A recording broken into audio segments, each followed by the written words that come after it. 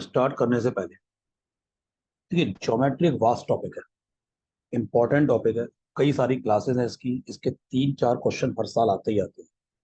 3 to 4 question इसके आएंगे ही आएंगे, जिनमें कि मतलब अगर 4 क्वेश्चन आएंगे तो 2 से 3 तो डुएबल आराम से होंगे।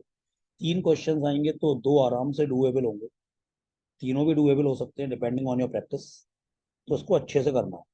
इसकी बहुत ज्यादा क्लासेस हैं, बहुत डिटेल में पढ़ेंगे हम लोग और बहुत सारे क्वेश्चंस करेंगे। Geometry one is basics, angles and basics of triangles, angles and basics of triangles। Okay, तो चलो फिर जल्दी से करते हैं शुरू। देखिए,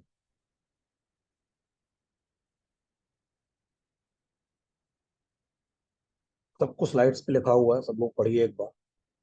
सबसे पहले आता है पैरेलल लाइंस। तो पैरेलल लाइंस क्या होती है? ऐसी दो लाइंस जो कभी इंटरसेक्ट नहीं करती, सेम प्लेन में होती हैं, they are coplanar and they do not intersect each other.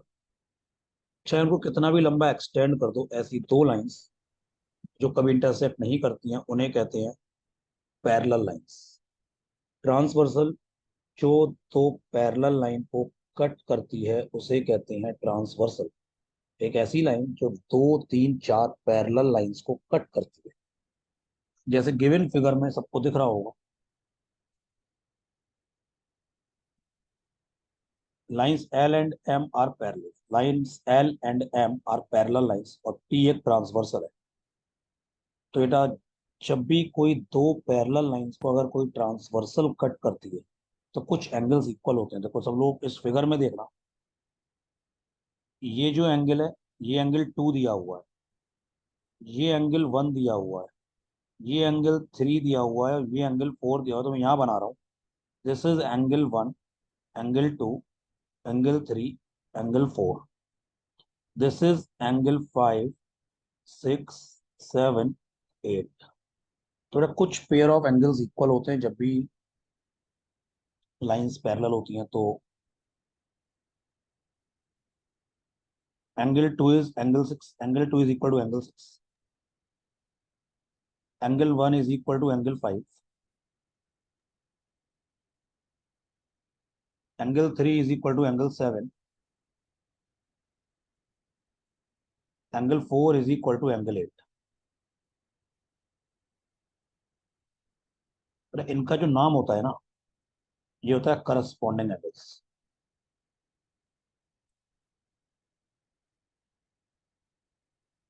Pair of corresponding angles.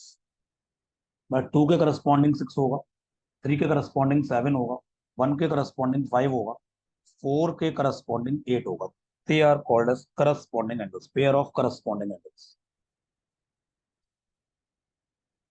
इसके बाद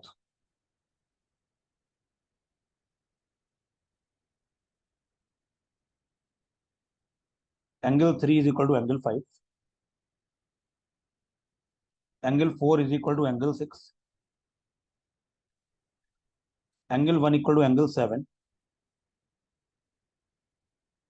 angle 2 equal to angle 8।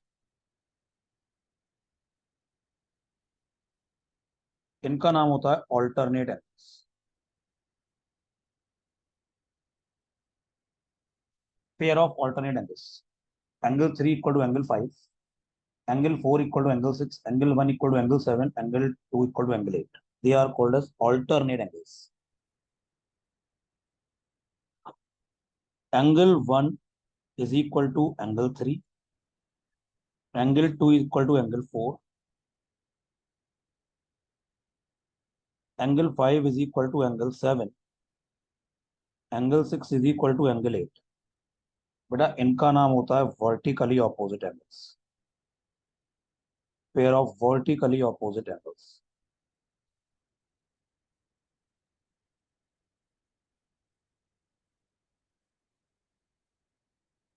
Vertically opposite angles, vertically opposite angles. एक दो चीजें और जो तुमको पता होती हैं बट फिर भी मैं लिख देता हूँ। कोई भी स्ट्रेट लाइन हमेशा 180 का एंगल बनाती है, कोई भी स्ट्रेट लाइन मतलब ऑलवेज 180 का एंगल बनाती है। तो angle 1 plus angle 2, this is 180। इसको कहते हैं लीनियर पेयर, इसे कहते हैं लीनियर पेयर। लीनियर पेयर का सम हमेशा 180 होता है, तो 1 and 2 are called linear pair. Similarly angle 1 plus angle 4 ये भी 180 होगा। एंगल 4 प्लस एंगल 3 ये भी 180 होगा।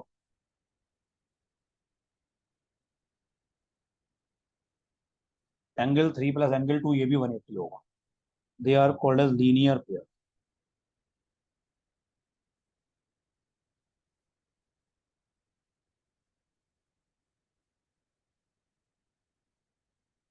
एक दो चीजें और हैं।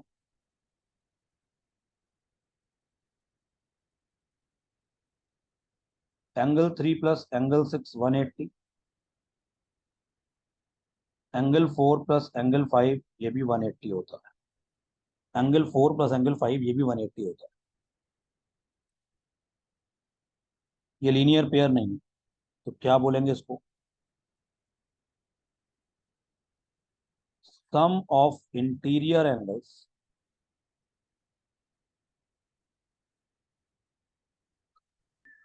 sum of interior angles on the same side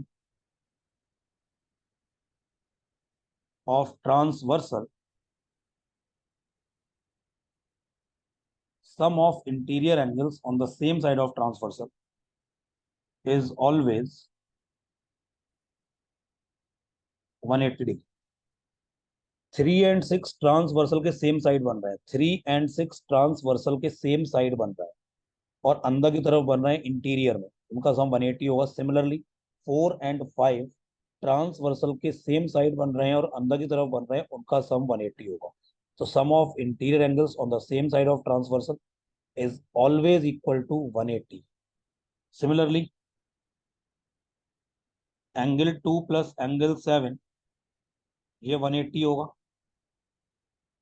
angle 1 plus angle 8 ये भी 180 होगा। Sum of exterior angle on the same side of transversal is always 180। हाँ, sum of exterior angle, angle 2 and 7 exterior में बन रहे हैं, और ये same side of transversal, transversal के राइट हैंड साइड है दोनों, तो sum of exterior angles on the same side of transversal is always 180।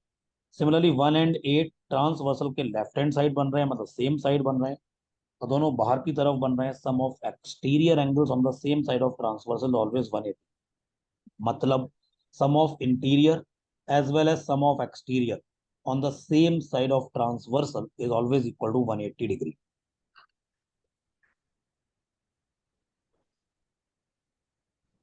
अभी इस पे क्वेश्चंस भी करेंगे। बात आती है ट्रायंगल्स। तो any closed figure of three sides का क्लोज फिगर हमेशा ट्रायंगल होगा। Any closed figure of 3 side is called a triangle, लेकिन इसकी कुछ जनरल प्रॉपर्टीज होती है। तो पहली प्रॉपर्टी बेटा, चाहे इसको तुम डेफिनेशन मानो ट्रायंगल की या प्रॉपर्टी मानो, जैसे भी, sum of two sides is always greater than third side. मतलब जैसे कि तुम्हारे सामने एक ट्रायंगल बना है ABC, तो ये कन्वेंशन है कि एंगल ए, ये एंगल ए है, इसके अपोजिट साइड को स्मॉल ए बोलते हैं, एंगल बी के सामने स्मॉल बी बोल देते हैं, एंगल सी के सामने स्मॉल सी बोल देते हैं। ऐसा कोई रूल नहीं है, तुम XYZ भी बोल सकते हो, तुम PQR भी बोल सकते हो। तो सिंपल सी बात ये है, sum of two sides is always greater than third side. Sum of two sides A plus B greater than C, A plus C greater than B plus C greater than A। ये basic property है, इसके बिना triangle बनेगा ही नहीं। जैसे अब किसी triangle की साइड है 2, 8, 12, तो ये ट्रायंगल बनेगा नहीं, तो किसी हाल में ट्रायंगल बनेगा नहीं, because sum of two sides, 2 + 8 10 हो गया, वो 12 से बड़ा नहीं। तो sum of two sides always, किसी भी दो साइड का सम तीसरी साइड से बड़ा होना चाहिए, तभी ट्रायंगल बनता है। दूसरी प्रॉपर्टी सबको पता होनी चाहिए, सबको पता होती भी है, कि sum of all interior angle is 180, तो angle A plus angle B plus angle C is 180। इसके बाद आता है एक्सटीरियर एंगल। तो जैसे नाम से क्लियर हो रहा है, एक्सटीरियर एंगल हमेशा साइड को एक्सटेंड करके बनता है। मतलब ये मेरा कहने का ये है, ये एक्सटीरियर एंगल नहीं है, ये रिफ्लेक्स एंगल है। तो एक्सटीरियर एंगल कैसे बनेगा?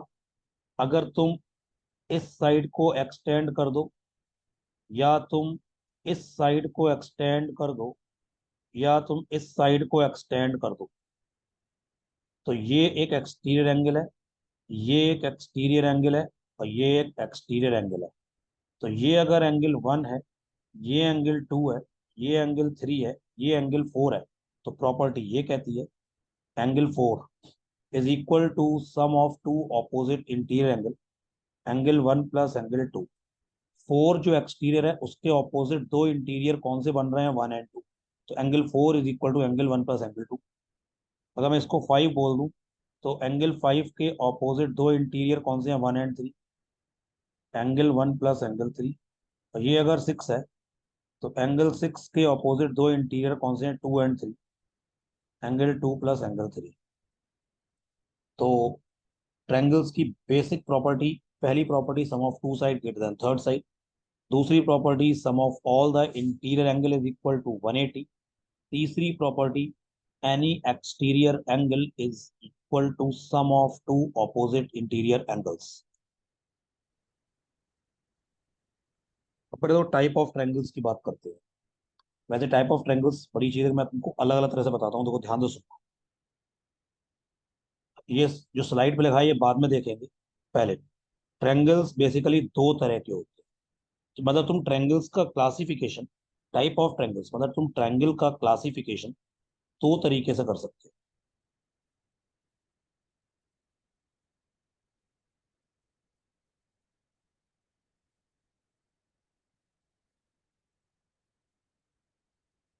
दो तरह से कैसे कर सकते हो?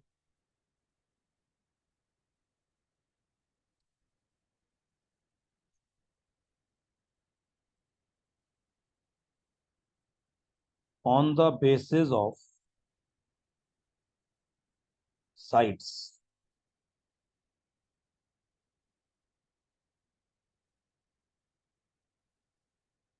On the basis of angles. Angles के बेसिस पे भी क्लासिफिकेशन हो सकता है, साइड्स के बेसिस पे भी क्लासिफिकेशन हो सकता है। अच्छा, अब on the basis of angles, पहले मैं on the basis of angles बता रहा हूँ।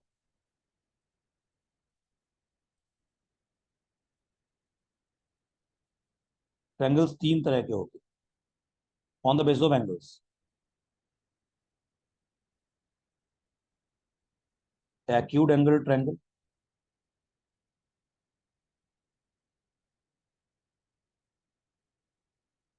ऑब्ट्यूज एंगल ट्रायंगल,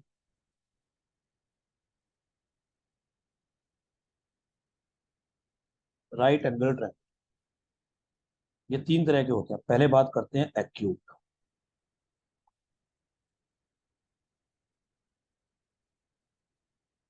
सिंपल सी बात ये होती है, एक्यूट एंगल ट्रायंगल क्या होता है, all angles less than 90 degree, तीनों ही एंगल 90 डिग्री से छोटे होते हैं, फिगर ऐसा बनता है।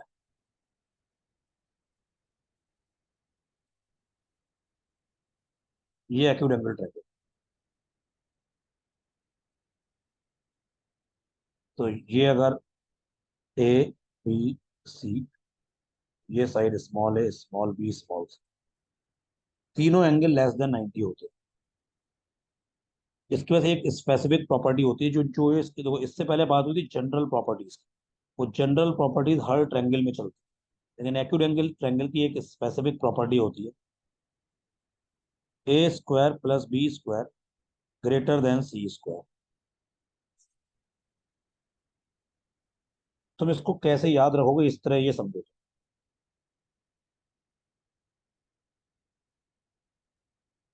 देखो, ए बी सी तीन साइड है, दो छोटी साइड के स्क्वायर का सम, दो छोटी साइड के स्क्वायर का सम तीसरी बड़ी साइड के स्क्वायर से बड़ा होता है।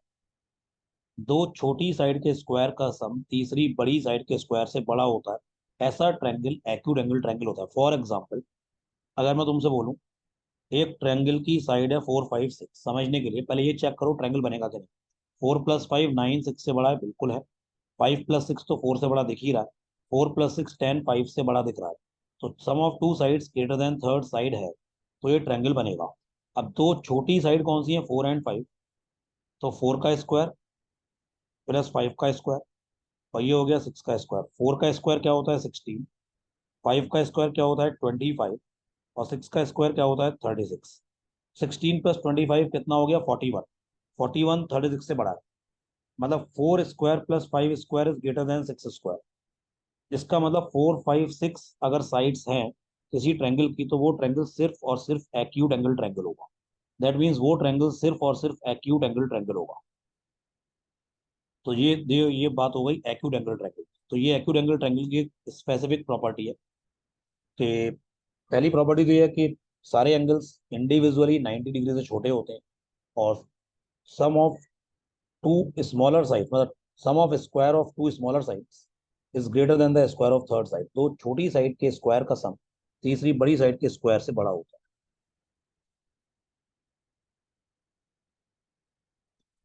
अब देखते हैं obtuse angle triangle.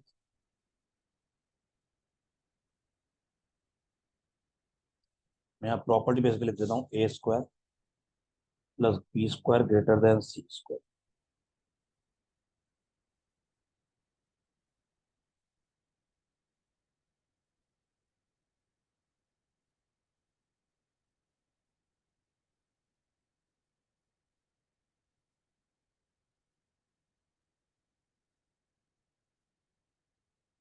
1 angle is more than 90, 1 angle is greater then 90 degree. एक एंगल 90 डिग्री से बड़ा होता है तो फिगर कुछ ऐसे बनती है।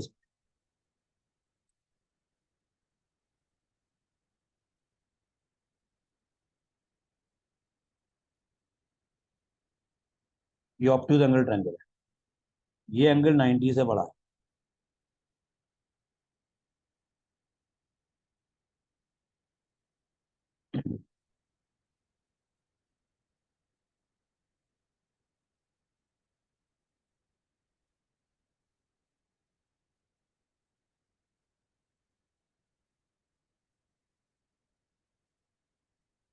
इसमें एक स्पेसिफिक प्रॉपर्टी होती है,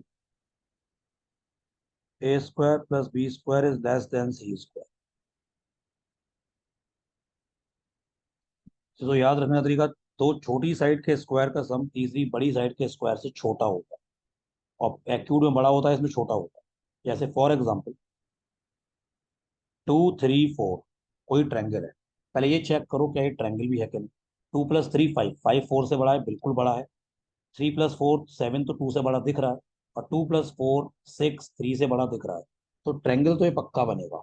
अब कौन सा ट्रायंगल बनेगा ये चेक करने के लिए, दो छोटी साइड के स्क्वायर, मतलब 2² + 3 स्क्वायर, और ये हो गया 4 स्क्वायर, ये हो गया 4 + 9, ये हो गया 16, छोटा हो गया, मतलब 13 is less then 16।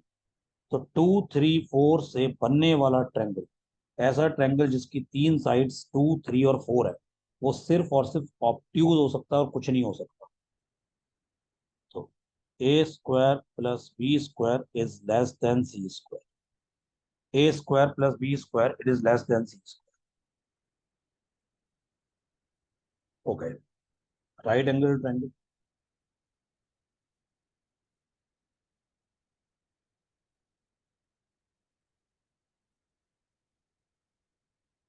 Exactly 1 angle is 90।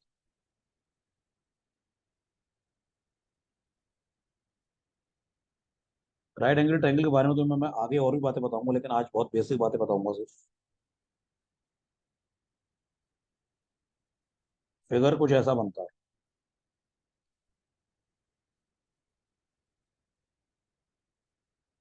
ये एंगल 90। तो इसे बोल देते हैं परपेंडिकुलर, इसको बोल देते हैं बेस, और इसे बोल देते हैं height. Nine, sorry, hypotenuse, hypotenuse. 90 degree के सामने वाली साइड को बोलते हैं hypotenuse, not height. Height is perpendicular, that is my mistake. तो 90 डिग्री के सामने बोलते हैं हाइपोटेन्यूज। तो इसमें perpendicular square plus base square it is equal to hypotenuse का स्क्वायर, मतलब दो छोटी साइड के स्क्वायर का सम तीसरी बड़ी साइड के स्क्वायर के इक्वल होता है। मतलब इसमें A² + B² is equal to C², ऐसा बोल सकते हो। और इसी का नाम होता है पाइथागोरस थ्योरम।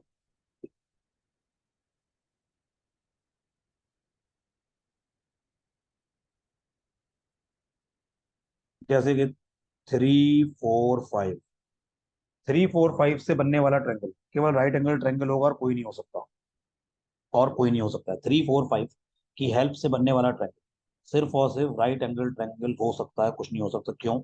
3 का स्क्वायर प्लस 4 का स्क्वायर और 5 का स्क्वायर, ये हो गया 9, ये हो गया 16, ये हो गया 25, दोनों इक्वल आ गए, 25 = 25। तो राइट एंगल ट्रायंगल के बारे में गिवन भी है, लेकिन मैं इसके बारे में और बाद में भी बताऊंगा। लेकिन बेसिक चीज यही है कि एक्यूट एंगल ट्रायंगल में दो छोटी साइड के स्क्वायर का सम तीसरी बड़ी साइड के स्क्वायर से बड़ा होता है। ऑब्ट्यूज एंगल ट्रायंगल में दो छोटी साइड के स्क्वायर का सम तीसरी बड़ी साइड के स्क्वायर से छोटा होता है। और राइट एंगल ट्रायंगल में दो छोटी साइड के स्क्वायर का सम तीसरी बड़ी साइड के स्क्वायर के इक्वल होता है। This is right angle triangle. अब बेटा on the basis of sides triangle तीन तरीके के होते हैं। जैसे कि on the basis of angles भी तीन तरह के होते हैं, on the basis of sides भी तीन तरह के होते हैं। Scalene triangle, isosceles triangle and equilateral triangle. ये सब देखिए गिवन है, ये गिवन है स्केलियन ट्रायंगल, मतलब most general form of triangle. सामने बना हुआ है, नो साइड इक्वल, तीनों साइड अलग अलग है, इसकी कोई अलग से कोई प्रॉपर्टी नहीं। All the general properties of triangle इसमें अप्लाई होती है। तो आइसोसेलेस ट्रायंगल, दो साइड इक्वल है, मतलब ये दो साइड इक्वल है, तो इसकी एक दो प्रॉपर्टी अलग भी होती है, मतलब जनरल प्रॉपर्टी जो होती है वो तो अप्लाई होती ही होती है, एक दो प्रॉपर्टी अलग है। जैसे जो भी दो साइड इक्वल है उनके ऑपोजिट एंगल भी इक्वल है, तो ये ध्यान रखना, जो भी साइड इक्वल है उनके ऑपोजिट एंगल इक्वल होंगे। फॉर एग्जाम्पल जो गिवन फिगर है उसमें ए बी और ए सी इक्वल है, ये वाला फिगर की बात कर रहा हूँ मैं। A B and A C equal है, तो ए बी के ऑपोजिट एंगल और ए सी के ऑपोजिट एंगल इक्वल होंगे। अगर क्वेश्चन में ये गिवन है,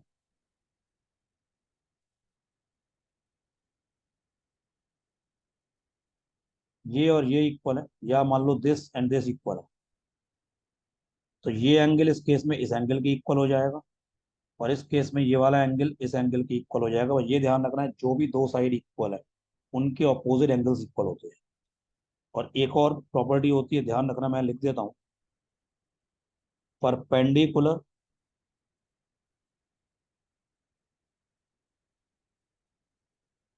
ऑन अनइक्वल साइड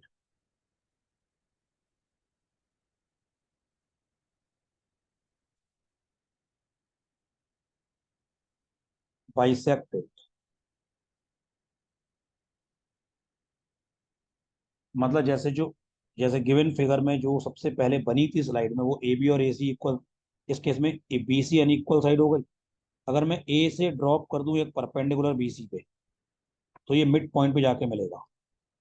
लेकिन ये ध्यान रखना, ऐसा नहीं है कि कहीं से कहीं भी ड्रॉ कर दो, मैं बार बार कह रहा हूँ, अनइक्वल साइड पे जो परपेंडिकुलर ड्रॉ करोगे तो वो मिड पॉइंट, मतलब डी मिड पॉइंट हो गया। अगर ए डी परपेंडिकुलर है बी सी पर, तो डी मिड पॉइंट हो जाएगा, मतलब B D equal to D C. और ये एंगल भी इक्वल होता है, मतलब ये एंगल अगर थीटा तो ये वाला एंगल भी थीटा।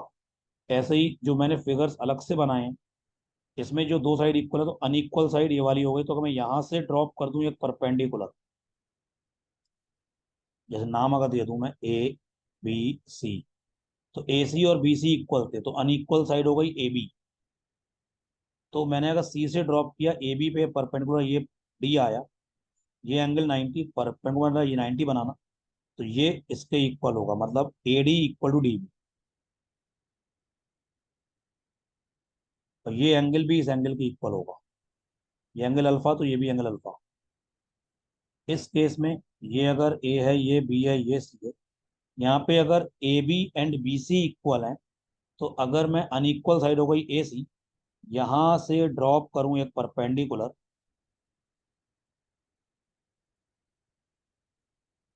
तो ये इसके इक्वल, मतलब A D is equal to D C. ये अगर एंगल एक्स तो ये भी एंगल एक्स। तो जो भी अनइक्वल साइड है उस पे जो भी परपेंडिकुलर ड्रॉ किया जाएगा वो बाइसेक्ट करेगा अनइक्वल साइड। तीसरा आता है इक्विलेटरल। बहुत सिंपल सा फिगर है, सबको पता है इसके बारे में। सारी साइड इक्वल होती है, तीनों साइड इक्वल है, तीनों एंगल 60 60 60 होंगे। तो अगर मैं यहाँ से ड्रॉप करूँ परपेंडिकुलर, तो ये एंगल 30 हो जाएगा, ये एंगल 30 हो जाएगा, ये मिड पॉइंट भी होगा। ये भी इसके इक्वल होगा। मतलब इसमें तुम कुछ भी कर सकते हो। इसमें इक्वल ट्रायंगल बहुत ही सिंपल सा फिगर है, ऐसा ट्रायंगल जिसमें तीनों साइड इक्वल है। मैं अलग से बना देता हूँ। अगर ये ट्रायंगल इक्विलेटरल है तो सारे एंगल 60 होंगे। मैं बाहर लिखता हूँ, ये एंगल 60, ये एंगल 60, ये भी एंगल 60। अगर तुम यहां से ड्रॉप करोगे एक परपेंडिकुलर, तो ये इसके इक्वल होगा, और ये एंगल 30 होगा, ये भी 30 होगा। अगर तुम यहां से ड्रॉप करोगे एक परपेंडिकुलर, तो ये इसके इक्वल होगा,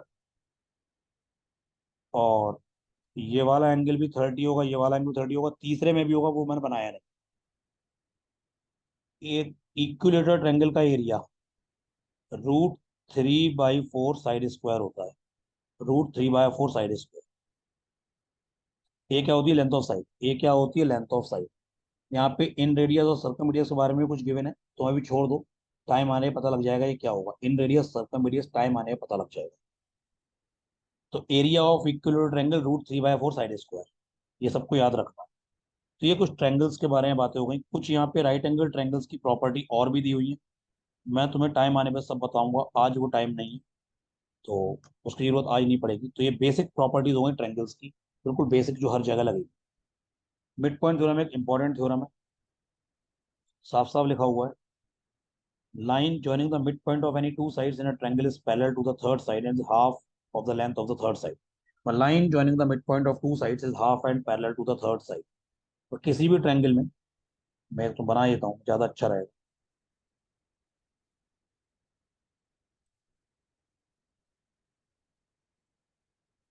ये कोई ट्रायंगल है ABC। ये कहा गया है एक्स मिड पॉइंट है, ये गिवन है, और वाई मिड पॉइंट है। एक्स मिड पॉइंट है AB का, वाई मिड पॉइंट है AC का। तो अगर मैं एक्स वाई को ज्वाइन करूंगा, तो line joining the mid point of two sides, ये एक्स वाई, ये पैरेलल भी होगी BC के, और एक्स वाई जो होगी वो हाफ होगी BC। line joining the midpoint of two sides is half and parallel to the third side. ये स्टैंडर्ड थ्योरम है। line joining the midpoint of two sides is half and parallel to the third side.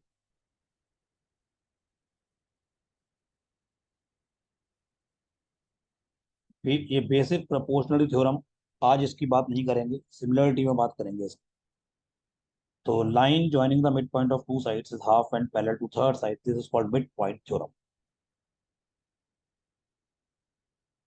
एक दो चीज और समझो, बड़ा काम की चीज है जरा।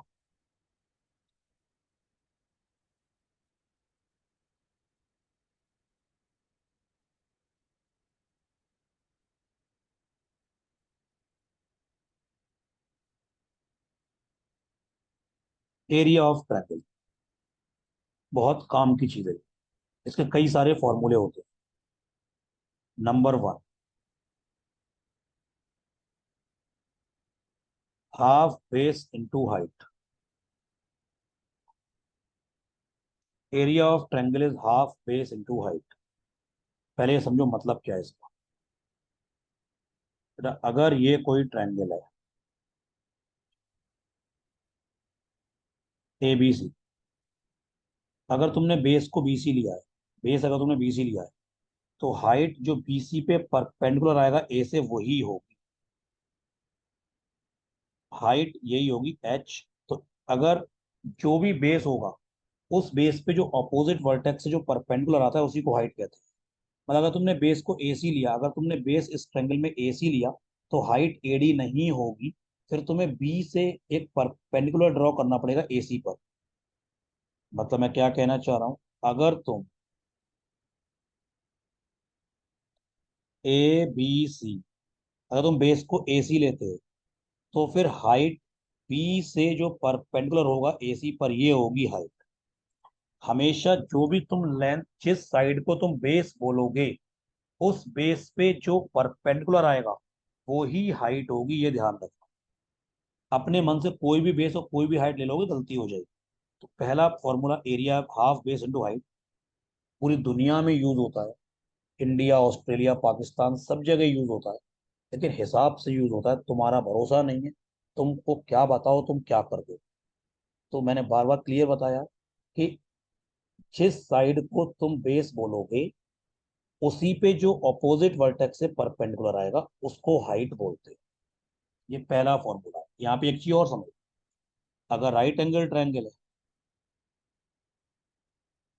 उसमें ये ऑलरेडी एंगल 90 होता है। तो अगर तुमने ए बी सी, तुम बी सी पे अगर ड्रॉ करोगे परपेंडिकुलर तो साइड ए बी अपने आप में ही परपेंडिकुलर होगी। तो ये अगर बेस है तो ये हाइट हो गई। और अगर तुमने ए बी को माना बेस ए बी को तो बी सी हाइट हो गई। और अगर तुम ए सी को बेस मानोगे तुम्हें यहां से परपेंडिकुलर ड्रॉ करना पड़ेगा।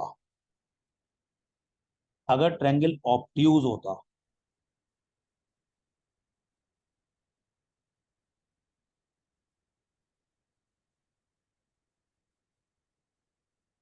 अब डिपेंड करता है कि तुम किसको मानते हो बेस। अगर तुम बीसी को मानोगे बेस बीसी को तो बेटा ध्यान से देखना, परपेंडिकुलर ए से जो आएगा बी पे वो बाहर आएगा, अंदर नहीं आएगा। वो बीसी पे एक्सटेंडेड पे आएगा। ये पॉइंटेड ही। तो एरिया, इस केस में एरिया हो गया हाफ एडी जो परपेंडिकुलर है इंटू बीसी, पूरा डीसी नहीं। इस केस में परपेंडिकुलर बाहर आएगा तो हाफ एडी इंटू बीसी। अगर तुम एसी बेस मानते तुम्हें यहां से ड्रॉ करना पड़ता एक परपेंडिकुलर। तो उस केस में एरिया होता हाफ ए सी इंटू ये बी एम बोल दो इसको अगर, तो half A C into B M, half A C into B M ये भी एरिया होगा। दोनों एरिया इक्वल आएंगे लेकिन हाइट और बेस दोनों में अलग अलग। तो मैं ये समझाने की कोशिश कर रहा हूँ इतने सारे फिगर से, जिस साइड को तुम बेस मानोगे उसी साइड पे आने वाला परपेंडिकुलर को हाइट बोलेंगे, अपने मन से और किसी को नहीं। दूसरा फॉर्मूला एरिया ऑफ ट्रायंगल का,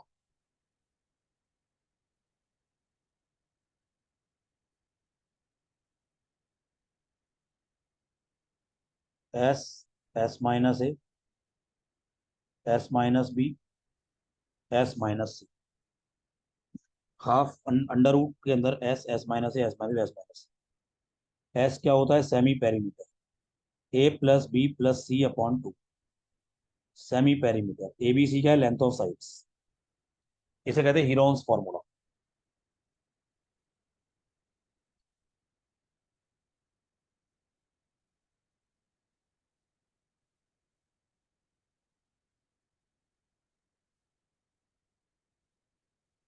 इसे कहते हैं Heron's formula. Under root S, S minus A, S minus B, S minus. S क्या है? Semi perimeter A plus B plus C by. Third formula area of triangle, half A B sine of angle C. क्या मतलब है ये भी तुम्हें समझाना पड़ेगा।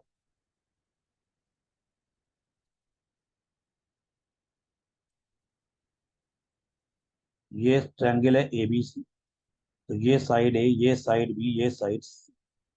जरा ध्यान से सुनना, अगर तुमने साइड ए और बी ली है, स्मॉल ए स्मॉल बी, ए और बी को ज्वाइन करने वाले एंगल का ही साइन आएगा। अगर तुम साइड ए और बी ली है, ए और बी को ज्वाइन करने वाला एंगल कौन सा है? सी। तो सी का ही साइन आएगा। या फिर हाफ ए सी तो साइन ऑफ एंगल बी आएगा। अगर तुमने ए और सी ली है, ए और सी को ज्वाइन करने वाला एंगल कौन सा है? बी। इसी का साइन आएगा। तुम ये नहीं कर सकते half A C sine of angle C, वो गलत हो जाएगा। या फिर half B C sine of angle A, small B into small C sine of angle A. मतलब जिन दो साइड्स को तुम लोगे उन दोनों साइड्स को ज्वाइन करने वाले एंगल का ही साइन आएगा, ये तुम्हें ध्यान रखना है। यहाँ पे यही कैच है, लोग ये ध्यान नहीं रखते हैं फिर कहते हैं गड़बड़ हो गई। तो एरिया ऑफ ट्रायंगल का ये तीसरा फॉर्मूला है, अब बहुत इंपॉर्टेंट है। बहुत बहुत बहुत ज्यादा इंपॉर्टेंट। चौथा फॉर्मूला एरिया ऑफ ट्रायंगल का, A B C upon 4 times capital R. A B C क्या है? Length of sides. A B C क्या है? Length of sides. और कैपिटल आर क्या है? सरकम रेडियस।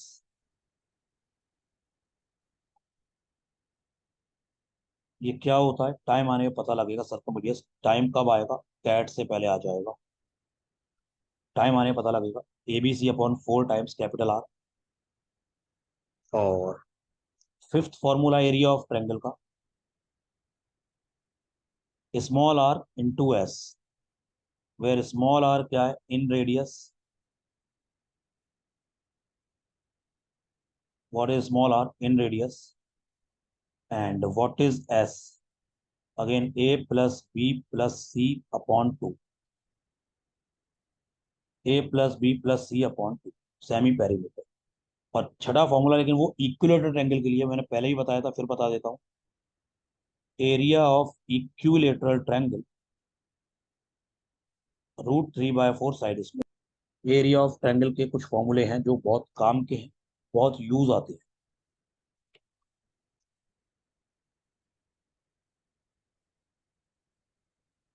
एक चीज और समझो,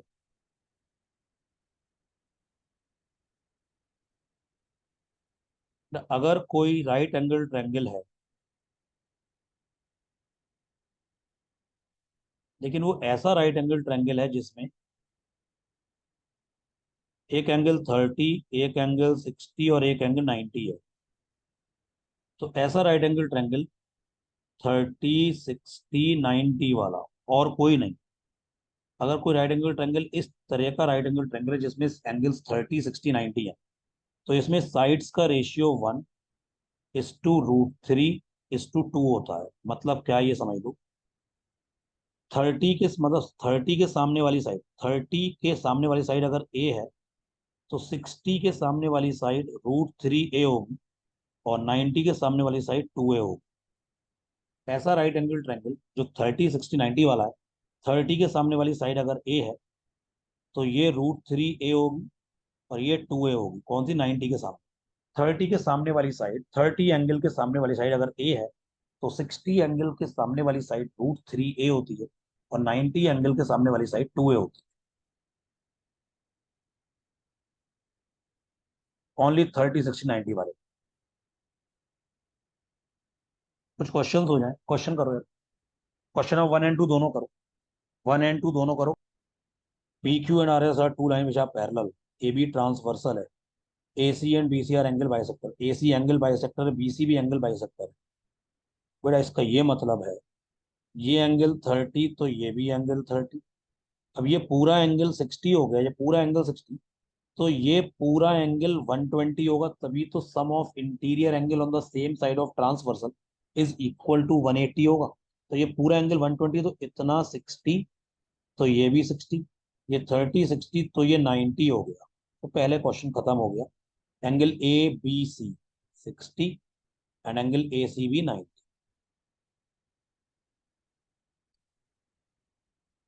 अगला देखिए, दो लाइंस हैं AB एंड DE, वो पैरेलल है। कुछ एंगल्स गिवन है। मेरे को एंगल चाहिए CDE। मेरे को ये वाला एंगल चाहिए CDE। एक काम करते हैं, मैं यहाँ से एक स्ट्रेट लाइन बना लेता हूँ। मैंने यहाँ से एक स्ट्रेट लाइन बना ली CF। CF is parallel to DE, parallel to AB। मतलब ये तीनों लाइन पैरेलल हो गई। तो ये एंगल अगर 55 है, तो ये पूरा एंगल 55 होगा। उसमें इतना एंगल 25 दिया है, तो इतना एंगल 30 हो जाएगा। और अब लाइन CF और DE पैरेलल है, तो लाइन DC एक ट्रांसवर्सल होगी। तो ये 30, तो ये एंगल 150 होगा। Sum of interior angle on the same side of transversal is always equal to 180। तो ये वाला एंगल 30, तो ये 150 हो गया। तो इसका करेक्ट आंसर हो गया है 150। Correct answer is 150। करना क्वेश्चन। ये एक ट्रायंगल बन रहा है ACD, ACD ट्रायंगल। इसमें ये जो एंगल होगा, ये 30 + 6x - 5 होगा। ये एक्सटीरियर एंगल है, ये sum of two opposite interior angle के सम के इक्वल होगा। Any exterior is equal to sum of two opposite interior angles. और line PQ and RS parallel है, तो ये एंगल और ये वाला एंगल इक्वल होगा। ये ऑल्टरनेट एंगल्स हैं। तो 30 + 6x - 5 is equal to 10x plus का 5। तो 30 - 5 - 5 it is 4x, 10x - 6x। 20 is equal to 4x, x की वैल्यू आ गई है 5।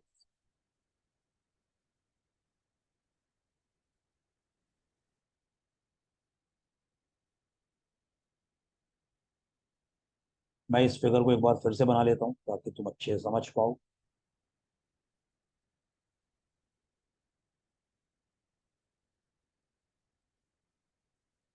कुछ फिगर ऐसा बना हुआ है, एक लाइन और बना लेते हैं यहाँ से, पैरेलल टू बोथ। एक लाइन और बना लेते हैं। ये एंगल दिया है 90 - x, तो ये भी एंगल 90 - x हो जाएगा, ऑल्टरनेट एंगल।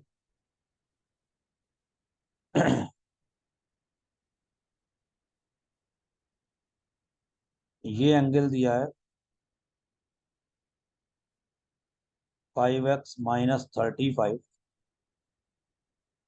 तो ये एंगल जो होगा 180 - 5x - 35। The sum of interior angle on the same side of transversal is always equal to 120, तो sorry is always equal to 180। अब ये पूरा एंगल हो गया 90 - x प्लस 180 - 5x - 35, इन दोनों का सम, और वो दिया है 3x - 10, दैट इज 3x - 10। बस क्वेश्चन खत्म हो चुका है। 90 प्लस 180 कितना हो गया, 270, minus x minus 5x plus का 35, इट इज 3x - 10। एक्स एक तरफ ले और नंबर एक तरफ, तो 270 प्लस 35 405, 270 प्लस 35 इज 305, और 10 उधर जाके 315 बन जाएगा। ये हो जाएगा 3x plus 5x plus X, 9x। X comes out to be 35, X की वैल्यू 35 आ जाए। ये करना, दो साइड ट्रायंगल की दी है 12 एंड 7, थर्ड साइड एक इंटीजर है, तो थर्ड साइड को एक्स बोल देते हैं, तो ट्रायंगल की साइड हो गई 12 7 एंड एक्स। एक्स एक इंटीजर है,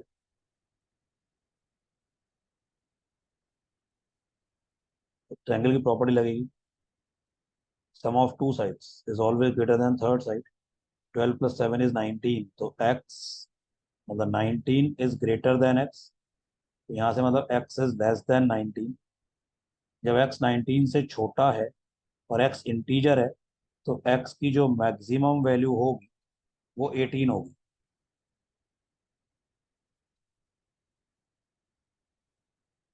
7 प्लस एक्स ग्रेटर देन 12 होगा, एक्स ग्रेटर देन 5 होगा।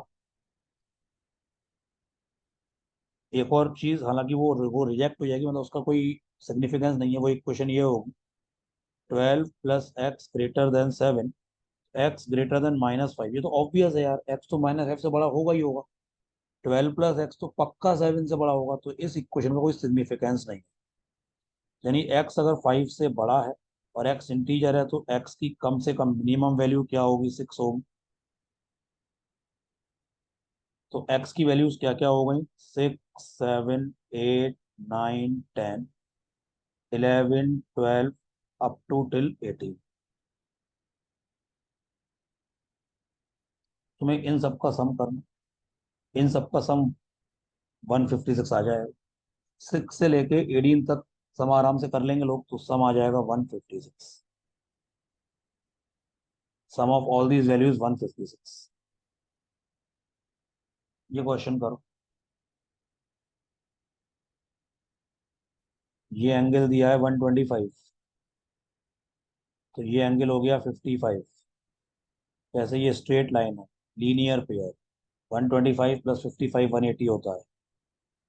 तो ये जो एंगल हो गया, ये ट्रायंगल सीईडी में एक्सटीरियर एंगल है। कौन सा ट्रायंगल, सीईडी, सीईडी। तो ये एंगल हो जाएगा 55 plus B, 55 plus B, exterior angle is equal to sum of two opposite interior angles. पूरा बड़ा ट्रायंगल है एबीसी, पूरा बड़ा ट्रायंगल एबीसी, उसमें A plus 45 plus 55 plus B, it is 180। A plus B plus 100, it is 180। a plus b is 180 minus 100 is 80. a plus b comes out to be 80। ये बताओ, ये question करो। देखो, बात हो रही है ऑब्ट्यूज एंगल ट्रायंगल की। पहली बात तो ऑब्ट्यूज एंगल ट्रायंगल की बात हो रही है। साइड्स हैं 8, 15 एंड एक्स। पहले तो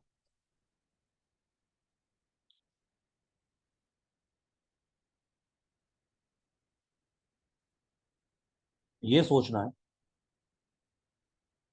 एक्स क्या क्या हो सकता है, और उसके बाद ऑब्ट्यूज एंगल ट्रायंगल की प्रॉपर्टी। जैसे 8 plus 15 is greater then x, यहां से आ गया 23 ग्रेटर देन एक्स, मतलब एक्स लेस देन 23। तो एक्स की जो मैक्सिमम वैल्यू है वो हो गई 22, क्योंकि एक्स एक इंटीजर है।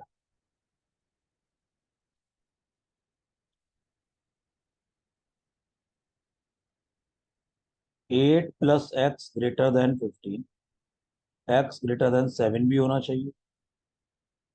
एक्स 7 से बड़ा और एक्स एक इंटीजर है, इसका मतलब यहाँ से एक्स की जो मिनिमम वैल्यू होगी वो होगी 8। एक्स कम से कम 8 होगा। अब देखते हैं जरा, 8, जब एक्स की वैल्यू 8 है तो 8, 8, 15 ये ट्रायंगल बनेगा। ऐसे ही 8, 9, 15 ये ट्रायंगल बनेगा। 8, 10, 15 ये ट्रायंगल बनेगा। इस तरह अब ये चेक करना है कि इसमें से कौन से ऑब्ट्यूज होंगे। बेटा मैंने ऑब्ट्यूज एंगल ट्रायंगल की प्रॉपर्टी बताई थी कि A square plus B square is less than C square, ये होता है। मतलब दो छोटी साइड के स्क्वायर का सम तीसरी बड़ी साइड के स्क्वायर से छोटा होता है। तो तुम देखते ही कर सकते हो, यहाँ पे दो छोटी साइड, पहले वाले केस में 8 एंड 8 है, तो 8 का स्क्वायर प्लस 8 का स्क्वायर, तो 8 का स्क्वायर 64 होता है, 64 प्लस 64 128, और 15 का स्क्वायर होता है 225। तो 128 225 से छोटा है, तो ये चलेगा, ये भी चलेगा, ये भी चलेगा। डायरेक्ट देख सकते हो यार, 8 का स्क्वायर 64, 10 का स्क्वायर 100, तो 64 प्लस 100 164, 225 से छोटा है। 8, 11, 15 ये भी चलेगा। 8, 12, 15 ये भी चलेगा, क्योंकि 8 का स्क्वायर 64, 12 का स्क्वायर 144, 144 प्लस 64 ये छोटा है 15 के स्क्वायर से। लेकिन अब तुम देखो, अगर 8, 13, 15 ये नहीं चलेगा। क्यों नहीं चलेगा? बिकॉज 8 का स्क्वायर प्लस 13 का स्क्वायर ये बड़ा हो गया 15 के स्क्वायर से। ये ट्रायंगल तो बनेगा लेकिन ऑब्ट्यूज नहीं बनेगा, एक्यूट बनेगा। 13 स्क्वायर तो 169, 169 प्लस 64 ये 225 से बड़ा हो गया। तो यानी कि अगला वाला 8, जब जब वो आपका 8, 13, 15 नहीं चल रहा है, तो 8, 14, 15 भी नहीं चलेगा। 8, 15, 15 भी नहीं चलेगा। फिर जब एक्स वैल्यू जब 16 होगी, जब इसके बाद जब एक्स की वैल्यू जब 16 हो जाएगी, तो ट्रायंगल बनेगा 8, 15 और सबसे बड़ी साइड हो गई 16, ये भी नहीं चलेगा, क्योंकि 8 का स्क्वायर प्लस 15 का स्क्वायर ये बड़ा हो गया 16 के स्क्वायर से। अब सबसे बड़ी साइड 16 हो गई। 8, 15, 17 तुम जब चेक करोगे तो ये राइट एंगल ट्रायंगल आ जाता है, ये भी नहीं चलेगा। 8 का स्क्वायर प्लस 15 का स्क्वायर ये हो गया है 17 का स्क्वायर। इसका मतलब जब x 18 होगा वो चलेगा, क्योंकि 8, 15, 18, क्योंकि 8 का स्क्वायर प्लस 15 का स्क्वायर 17 स्क्वायर के इक्वल है। तो 8 स्क्वायर प्लस 15 स्क्वायर ये पक्की बात है 18 स्क्वायर से तो छोटा ही होगा।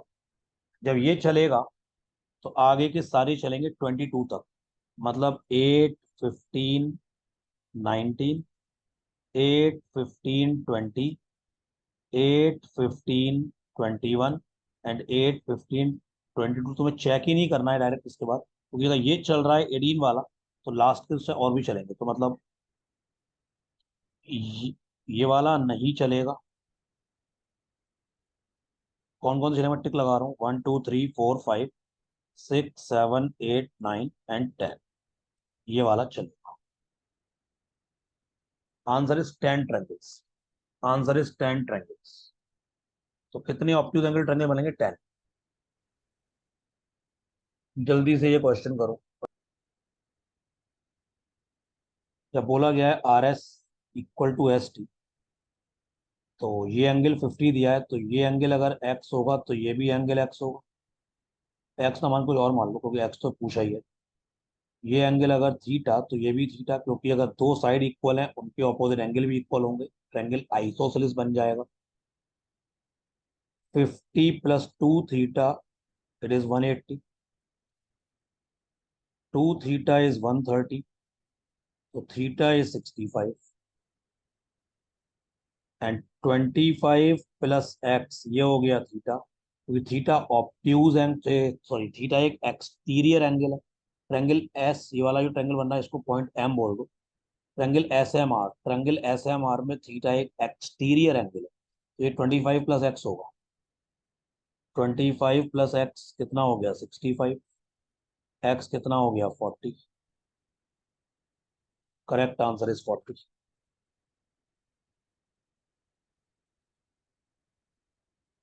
Correct answer is 107। Correct answer is 107। तो इसको डिस्कस नहीं करते, करेक्ट आंसर इज 107। ये वाला क्वेश्चन करो। इसका मैं डायग्राम दोबारा बनाता हूँ, मैं थोड़ा बड़ा डायग्राम बनाता हूँ तो लोग समझ पाओ, जिससे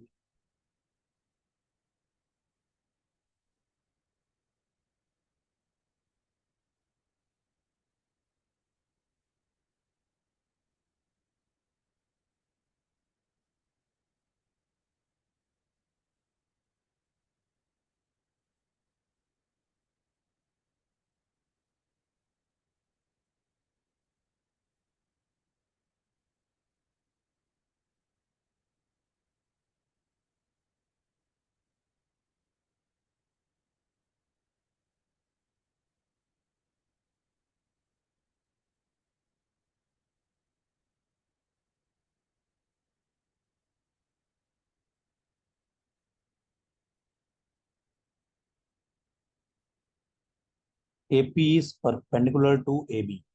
AP पर, तो ये एंगल पूरा 90 है, इतना एंगल दिया है 22, ये एंगल दिया है 12, and AP parallel EF parallel BQ।